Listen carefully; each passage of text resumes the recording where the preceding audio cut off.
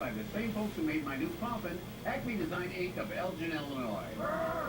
No, Elgin, Illinois. Be watching for more and updated previous shows and in our all-new shows. Now, on to the film that made Karloff a horror legend in this month of Boris and Barney on MeTV.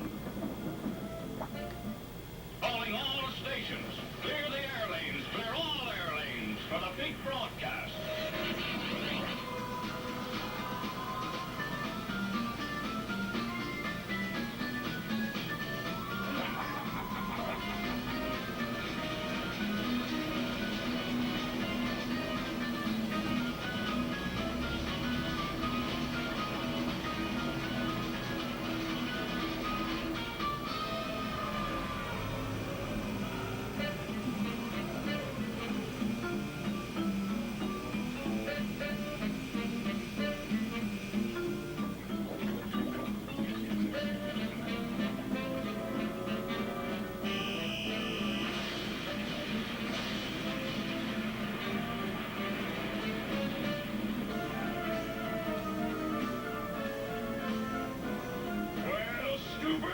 What are we waiting for? Well, it's the one movie you've been waiting for.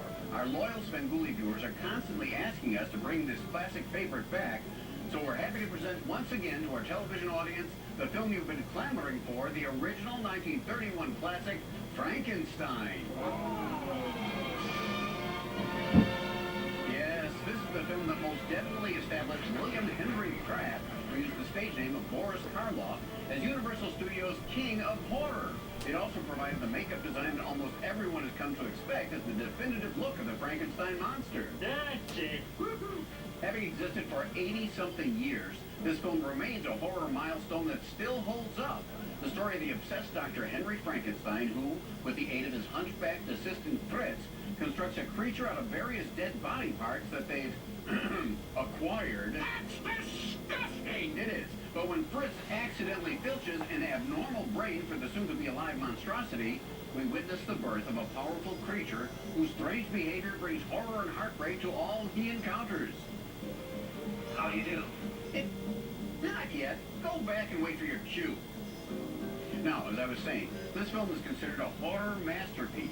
From the amazing electrical effects equipment created by Ken Strickfaden that were actually reused in Mel Brooks' Young Frankenstein, to the classic makeup design of the monster, courtesy of Universal legend Jack Pierce, to the unforgettable moving performance of Boris Karloff as the monster.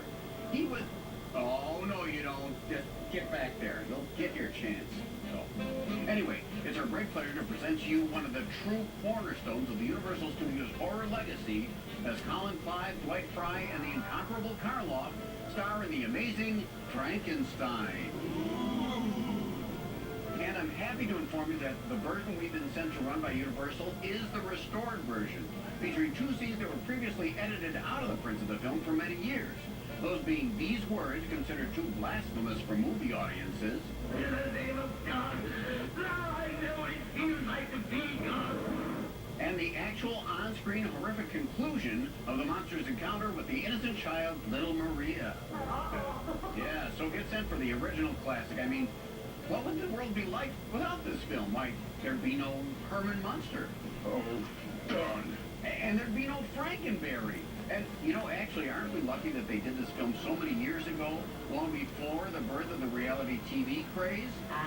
Yeah, Yeah, because otherwise they probably would have just adapted it to become yet another reality series contest where contestants would vie for the chance to be one of the monster's body parts. And they'd most likely call it Out on a Limb. Oh, see, because they movies, they didn't get the chance to be one of the limbs that would be. You know, on the island, fire represents life. Well, not in his case. Here it comes, the movie you've been asking for, Boris Karloff in the original Frankenstein. And possibly a few chickens. And hey, pay no attention to that man behind the curtain.